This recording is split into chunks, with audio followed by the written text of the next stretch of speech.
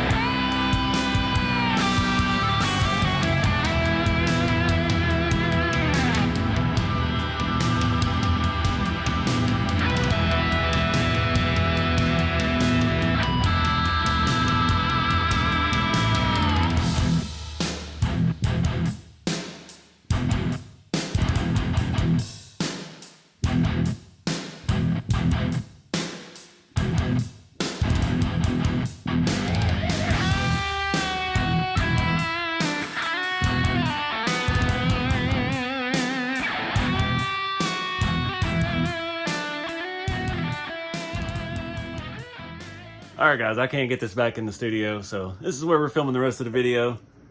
The thing looks mean. I wish it would lay out completely flat, but there's no way without. We might as well design a different trailer.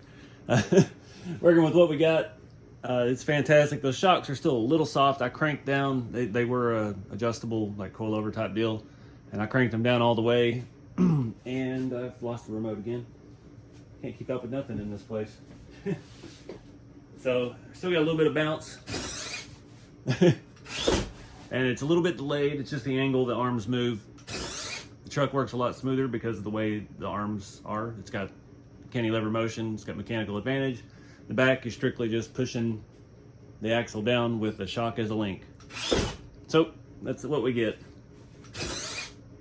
I'm digging it though. I adjusted the hitch. I left the drop receiver on there because it's aluminum or metal of some kind, and it lines up pretty dang good with the truck as is.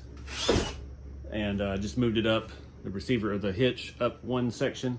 I didn't mess with the wiring on the truck yet. I just got a 24-inch extension and I ran that back. I put another Y adapter in the receiver, channel 3, and wired it to the servos for the truck and wired it to the back. I've got a connection right there. I've got it attached a little bit underneath the trailer, but I have the light kits coming, so we're going to be tearing the truck all apart again, so I wasn't going to do it today and then come back and immediately do the wiring for the lights. The trailer, it looks like all the lights we should be able to get to pretty easily without having to take it apart again. They're, just the ones along the bottom and the tail lights. So those are on the way. I talked to Redcat last night, I think. Said they were sending those out. I'm digging it. This thing is killer. Like I said, that's a fully loaded rat rod on the back. It's ready to run. So weight's always an issue. I put the SCX-10-2 long bed Chevy on there, and it would not pick it up. And the actual truck had a little bit of issue picking that up, and that's a heavy truck. So there are limitations to all this. I would like to upgrade to some better servos on the back, but these are working. We'll see how long it holds up. See if anything needs reinforced with my suspension. I think the 4-link and the Panhard are fantastic. The way the servos or the shocks mount to the axle itself, I'm not really liking. It needs a little more reinforcement, but I had to put them where they needed to be, and so I had to run some rods and do some stuff that I didn't really love, but it'll get us by.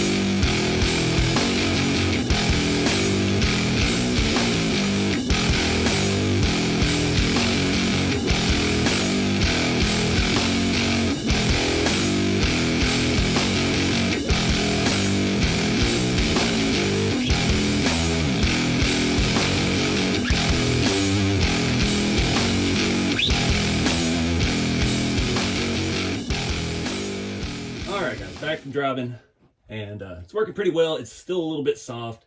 I know the springs that are on those touring car shocks, I've tried to use those shocks before, and those are the stiffest on-road springs that I have, so I know I don't have any way to fix that right now. I'm pretty sure I'm going to have to change the lower shock mount on the axle. I'll show you more of that here in a second. It's got a little too much give in it. This has got some weight to it, so obviously we need to beef up a little bit of the components. But overall, I'm pretty stoked about it. It works. It sets a lot better. We could get more lift out of it. That's where we're getting a lot of the flex, I believe. When it lifts up, it's putting a lot of weight on the lower shock mount, so we need to put those directly on the axle. So let me flip it over here and show you what I'm talking about. So for now, I'm going to call it done, but we do have some work to be done. Probably going to change the servos out. These are working. We'll wait till after we fix the shock mount and see if we really need to or not.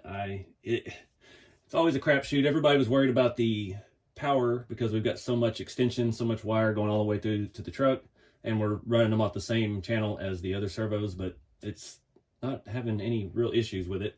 But you can see our lower shock mount here. That one is actually bent a little bit.